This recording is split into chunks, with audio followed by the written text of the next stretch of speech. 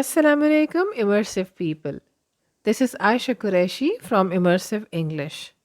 With great pleasure, I welcome you all to my channel. I hope I would be able to teach you something useful today, so stay tuned. I hope you remember, viewers, that I have taught you Act 1 of Macbeth, and your comments told me how much you liked it. I thank you from the bottom of my heart. In this video, I will paraphrase and explain Act 2 of Macbeth. If you have not watched Macbeth Part 1, here is a link for you on the right side of your screen. So, dear viewers, before any delay, let me share with you objective of today's lessons. The lesson will be started with a thorough discussion on setting and background of Act 2. Then, I will take you to paraphrasing of scene 1 till 4 of Act 2. Then, I have chosen some literary devices from Act 2 which I'll explain for you. In the end, I'm going to tell you what is the theme of Act 2. So, I hope you will be with me.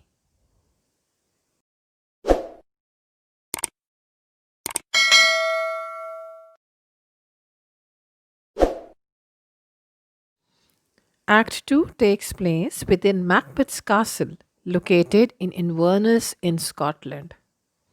King Duncan, his sons, Banquo, are here at Macbeth's place. Banquo seems completely confused, and he shares with Macbeth that he recently had a dream about three witches, mentioning specifically that their one prophecy related to Macbeth has proved right. In this act, Macbeth, along with Lady Macbeth, kills King Duncan. Now, let's move on to the paraphrasing of Act 2. Here at your side is Act 2, Scene 1. Since the scenes are pretty longer to fit in one go, so I have adjusted them into different slides. If you want to fully understand the story, keep a copy of script with you. Scene 1 is setting at court of Macbeth's castle. King Duncan is peacefully asleep in his chamber. Banquo, Fleance are talking about the dark night outside. Banquo is exhausted, weary, and restless. He says that the heavens are being stingy with their light. I'm exhausted, but can't sleep. Those powers don't let me sleep. Here, those powers are of the three witches. They come into his dream and make him restless. They haunt him completely. And then enters Macbeth. As I said, Banquo is sleepless, weary, and exhausted. He is waiting for Banquo on the castle balcony. Macbeth meets him over there. Banquo hands him over a precious diamond gifted by King Duncan. And he says to Macbeth, the king is very pleased and has granted many gifts to your family and to your servants. Take this diamond for your wife for her kind hospitality. Macbeth says modestly, we were not timely informed about His Excellency's visit. Otherwise, we would have done much better. Then Banquo shares his feeling with Macbeth and he says, the witch's prophecy related to you has become true. Macbeth shows that he has not any concern with the three witches and he says, we'll talk about them when you will have enough time. Macbeth comfortizes Banquo by saying that witches are nothing but only illusions. So Banquo and Fleance leave. Macbeth orders his servant to inform the mistress to ring the bell when his drink is ready. Here, Macbeth is all alone in the corner of his castle. And here he says the world's most famous words to himself, which are known as soliloquy. Macbeth imagines that he is holding a dagger that he is going to use to murder King Duncan. He grabs the dagger and moves it in air. Fateful apparition. Is it possible to touch as well as see you? Are you nothing more than an ordinary dagger or just a vague idea due to my sickened ill mind? But you are not fake. Then, dear viewers, he draws the dagger here and there in air and then talks to him. You are taking me to a place I was going already. I wanted to use a weapon like you. I wonder why my eyesight is so weak today. But I see blood spots on you. Then he speaks to himself. There is no dagger in my hand. Now, half the world is asleep, dreaming nightmares. Witches are offering sacrifices to their goddess Hecate. Murder is roused by the howls of his wolf, moving to his destiny, like Tarquin, like a ghost. Dagger, you don't make any noise, as I need silence to commit this crime. If I would delay, my courage would fade. I leave now. The murder is as good as done. The bell reminds me of my deed. But Duncan, you don't listen to the bell, as it calls you either to heaven or hell. With this, we end with scene 1.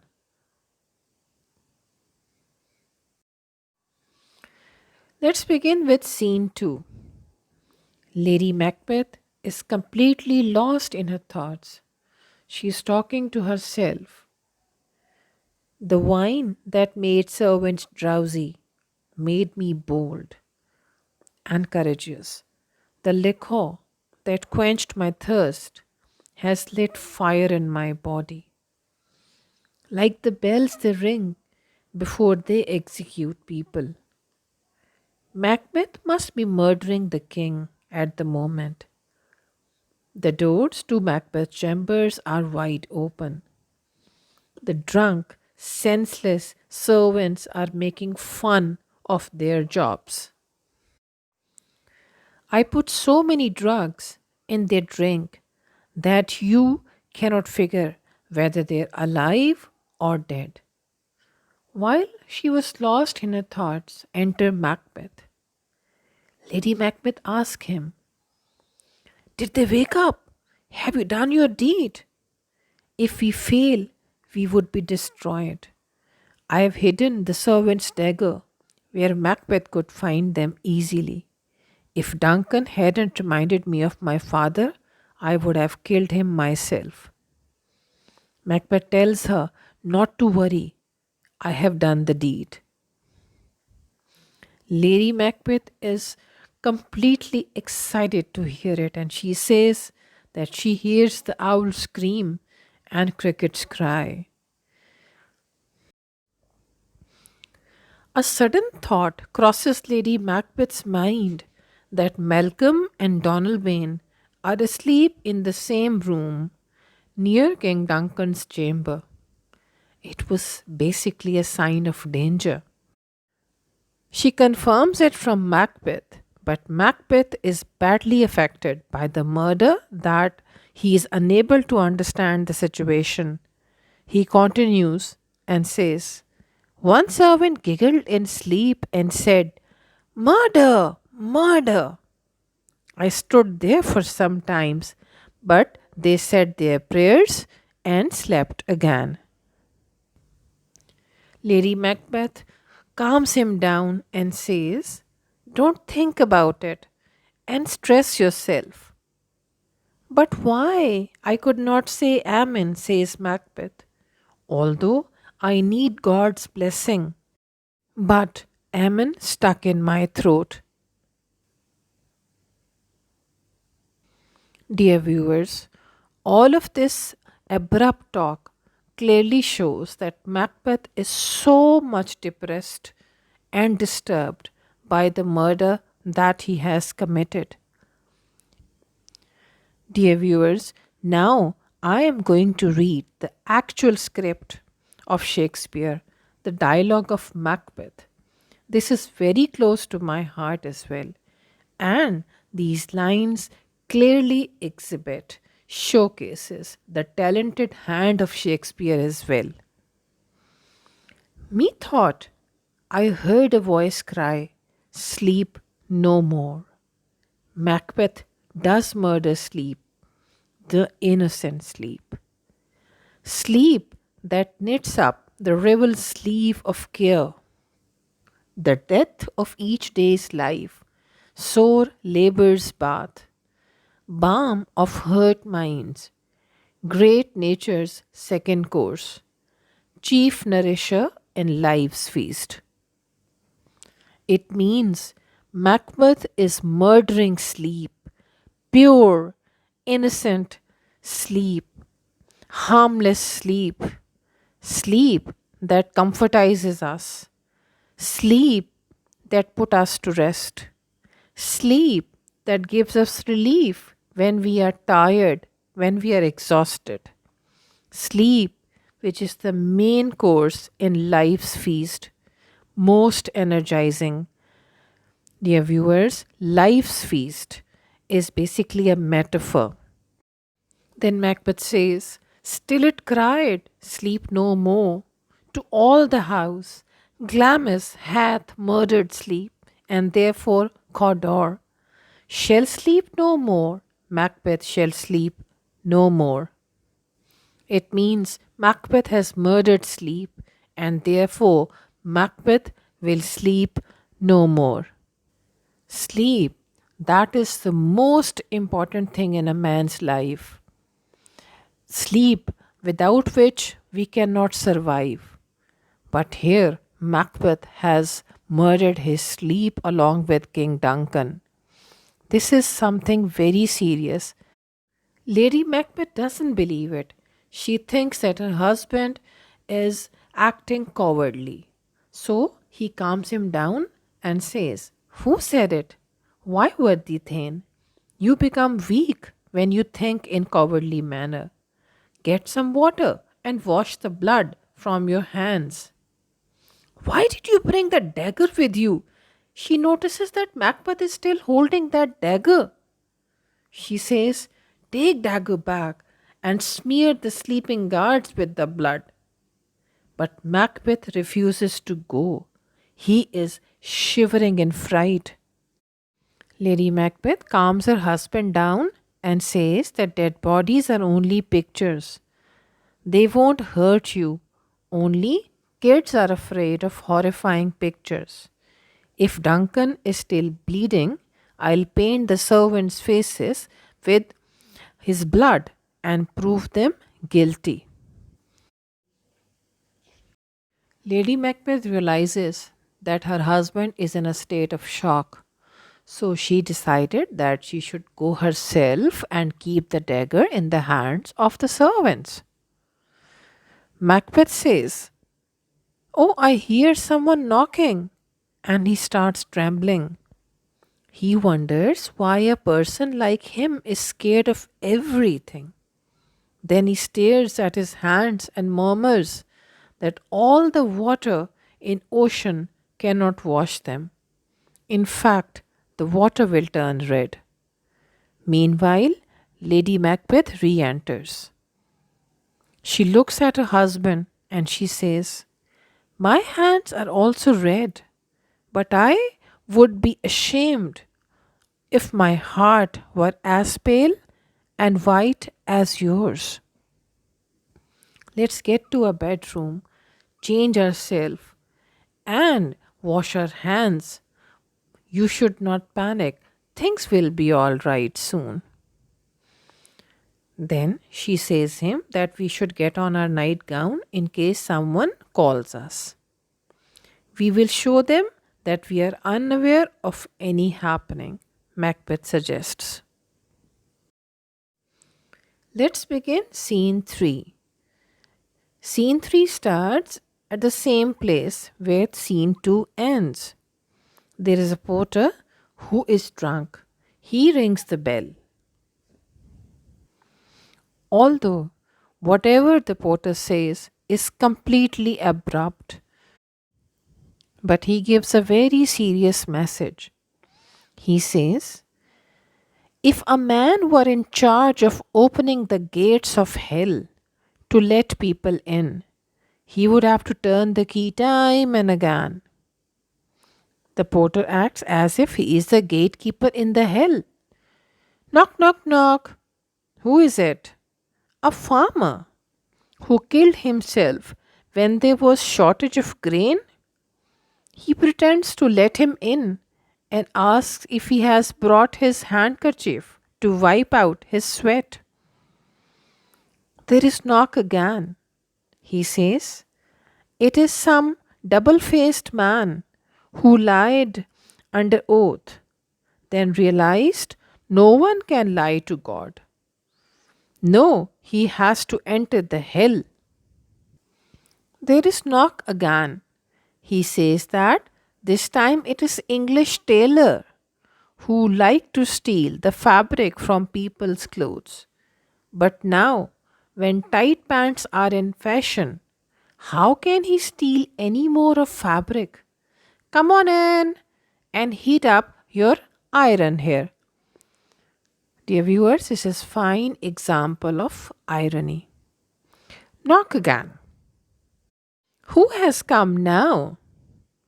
But how come this place be a hell? It's too cold, freezing cold. I leave this job to be God's porter. I'm leaving. There is knock again. I'm coming, coming. Don't forget to leave me a tip. And then enter Macbeth and Lennox.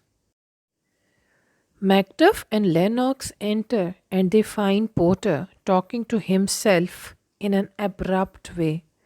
He was not in his senses. So they ask him, did you sleep late that you had trouble waking up? Porter tells him that they were all very drunk. Macbeth asks, what 3 things does drink especially provoke? And Porter answers that your nose turns red, you get drowsy. Macbeth says that you are badly affected. And Porter answers, yes, sir, it got me right in throat. Since I am a strong person, so I managed to vomit and laid it flat on the ground. Macbeth, Lennox, and Macduff meet in the morning, and Macduff says that the king commanded him to wake him timely, but I missed the time. Lennox tells everyone that how horrible the previous night was.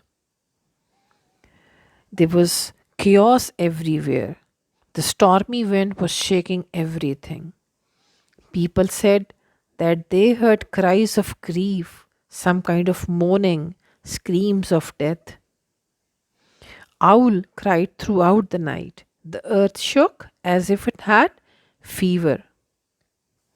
Dear viewers, the weather, the situation underlying plays vital role in intensifying the situation in the story. Shakespeare has used the condition of weather very skillfully over here. The night before the murder, the stormy weather, the shaking earth adds beauty to this scene. Macduff, who goes to wake the king up, sees that he was murdered brutally. He comes back saying, "Oh, horror, horror! It is beyond words. No one can believe it. Most horrible thing has taken place. A murder broke into God's temple and stole the life out of it." Macbeth says, "What are you talking about? Do you mean the king? His majesty?" Macduff, in a state of shock, says, "See for yourself and destroy your sight. You won't bear the horrible sight. I can't explain. I can't explain." Macbeth and Lennox enter the chamber of King Duncan and they are all shocked. "Awake, awake! Ring the alarm bell! Murder and treason!" Banquo and Donalbain, "Malcolm, awake! Look at death! Get up, all of you. Look at the image of doomsday. Get up as you are rising from your graves and walk like spirits to witness this horror." And then enters Lady Macbeth. "What's going on? Why is that horrible trumpet calling at this odd time?" Macduff answers, "Your ears will not bear whatever we are to tell you." Lady Macbeth is pretending that she is completely innocent. They don't know what actually has happened. Hearing the noise, Banquo enters and they tell him that our king has been murdered. Lady Macbeth, "How sad! What, in our own house?" Banquo says, "It's cruel anywhere. Tell me it was not true." Then re enter Macbeth, Lennox with Ross. Macbeth pretends that he is in deep shock. He says, "Had I but died an hour before this chance, I had lived a blessed time from this instant. There is nothing worth living for. Everything is useless now. The graceful and renowned king is dead. The wine of life has been poured out, and only dregs remain." This is the example of metaphor over here. Then Malcolm and Donalbain join them. They don't know what has actually happened. They ask, "What's amiss? What's wrong?" Macbeth answers them, "The source from which your noble blood comes has been stopped." Lennox, "It seems the guards who were supposed to protect the worthy king have killed him. They are covered in blood and their daggers as well. But they are very quiet." Macbeth confesses that in rage and fury he killed them. Dear viewers, you can well understand why Macbeth killed them. He wanted to finish all the evidences that could go against him. Macduff is so confused at Macbeth's action. He cannot understand why he killed the eyewitnesses. But Macbeth answers him and tries to satisfy him. Who can be wise, amazed, temperament, and furious, loyal and neutral in a moment? No man could do it.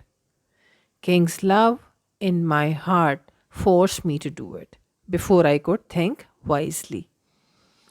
When I saw the royal blood, I couldn't control myself. Lady Macbeth, she screams in pain, "Help me! I cannot understand what's going on." King's sons, Malcolm and Donalbain, suddenly understands the intensity of the situation and they talk to each other. "The two of us have the most to say. We can't speak as the danger is hanging upon us now. We don't have time to cry." They suspect that the murderer would now kill them, as definitely after the king, the eldest son would get to the throne. Banquo suggests that they should not decide anything in panic.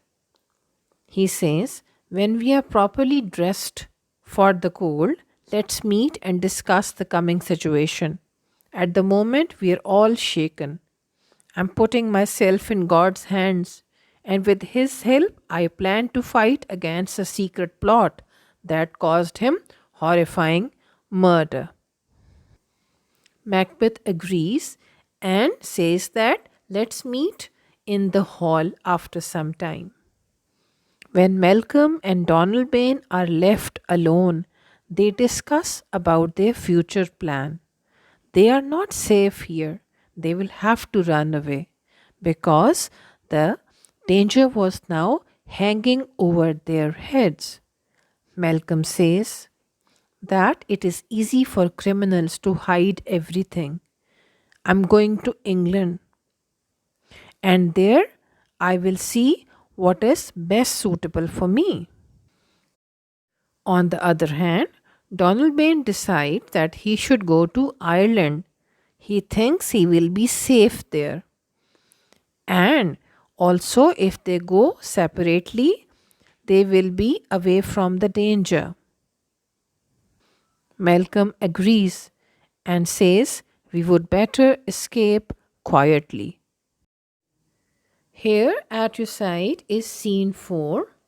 It is setting outside Macbeth's castle.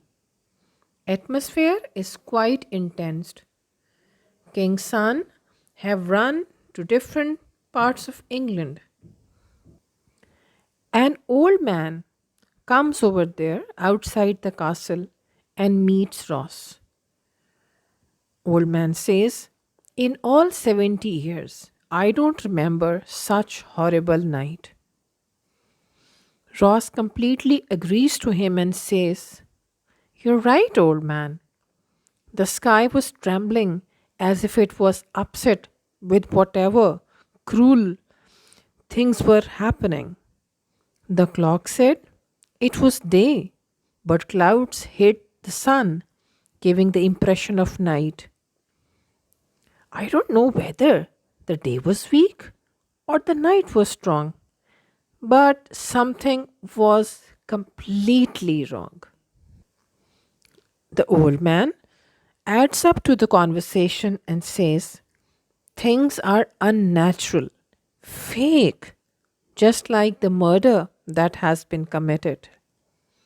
Last night, a falcon was circling high in the sky, and it was haunted by an ordinary owl, unusually goes after mice. Then Ross shares his experience with the old man and says, another weird thing happened. Duncan's horses, trained, swift, and graceful, turn wild. They refuse to be obedient. This was very unusual. After some time, Macduff joined them.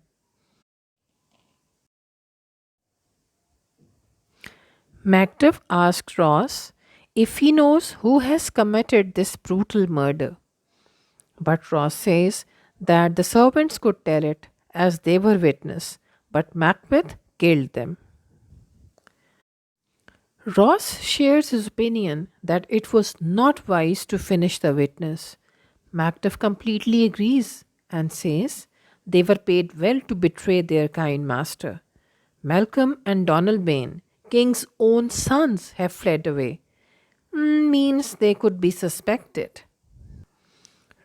Ross says very sorrowfully how unusual royal blood assassined their own beloved father. Looks Macbeth will become king now.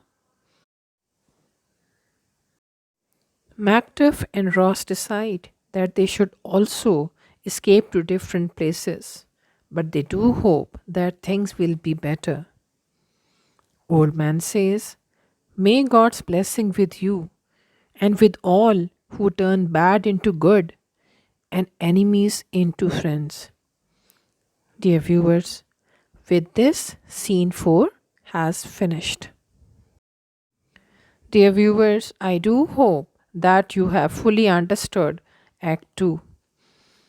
The master writer, Shakespeare, has used beautiful literary devices in his play.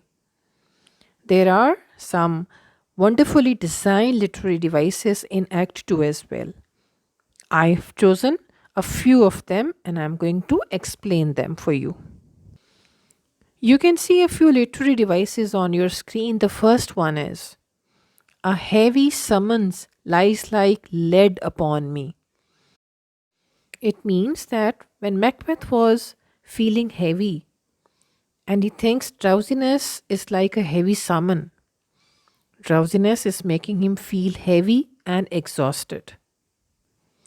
Next literary device is: it is a bloody business which informs this to mine eyes. So, bloody business. This is a fine example of alliteration. It is the first illusion of the dagger. Bloody business means the murder is causing Macbeth to see the dagger. It is clear that Macbeth is hesitant to commit a murder. The third literary device is chief nourisher in life's feast. Life's feast is a metaphor. Sleep is very important in a man's life. Macbeth feels after killing Duncan that he has killed his sleep, which is vital for human health. Will all great Neptune's ocean wash this blood clean from my hands? Dear viewers, this is spoken by Macbeth, and there is hyperbole hidden in it. That great Neptune's ocean wouldn't be able to wash this blood. This phrase means that Duncan symbolizes Macbeth's guilt, and he realizes all great Neptune's ocean cannot clean it. In fact, there is enough blood on his hand that will make the oceans crimson red. Now, let me share with you a fine example of personification.